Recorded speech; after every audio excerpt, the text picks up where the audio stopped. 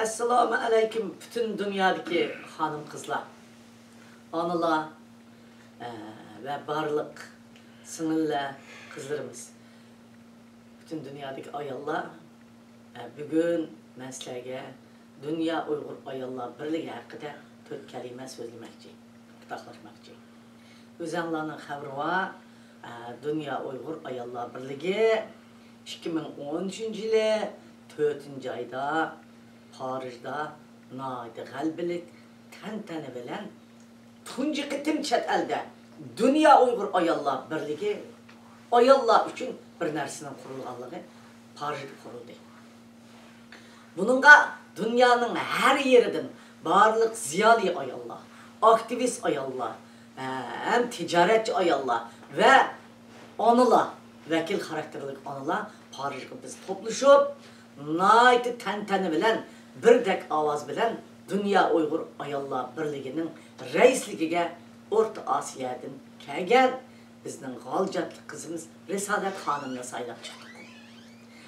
Yardımcılarga Ürümchilik Banu Hanım, G'ulchilik Asya Hanımlar ve başka hanımlar yardımcı mağul reisler saylandı. Biz Paris'te bu Dünya Uygur Ayollar Birliği Uygur analarımızdan avazını meydana keltirdi.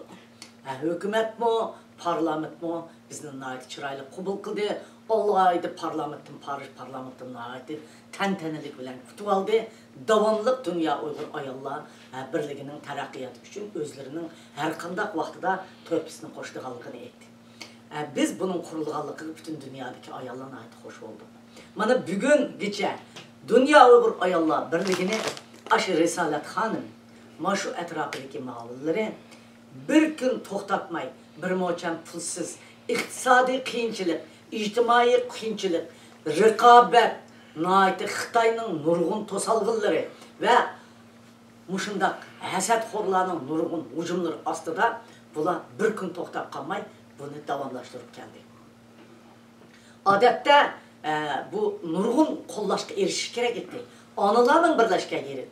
Nurg'un analarimizni nurg'un adablar Xitoyning ichida turib vahima selib chiqat bundan chiqatkazildi. Shundaq bo'lsa, Risolat Hanım bugungacha o'xshamagan usuldagi har xil faoliyat o'zining yanchiqidan pul chiqarib, topgan pulni qanchalik topsa shundaq qilib har xil faoliyatlarni elib berib davomlashtirib keldi.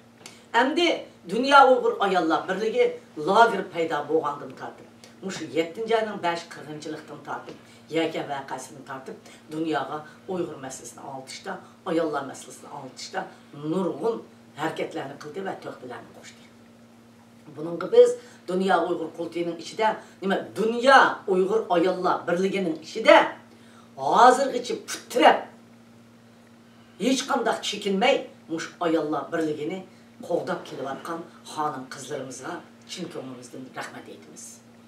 Endi hazır bugün nima ish bo'layotdi desiniz, yaqinda Dünya Uygur Ayollar Birliği'deki Risolat Hanım ve Banu Hanım ve başka hanımlar hemmisi birlikte balalar musabakasını hep bağlan. Şunda qattiq qiyinchilik, pulsizlik hem şu kesellar taz taqavat qavaq bo'lsa-mu, ular buni muvaffaqiyatli ayg'ini tushadi.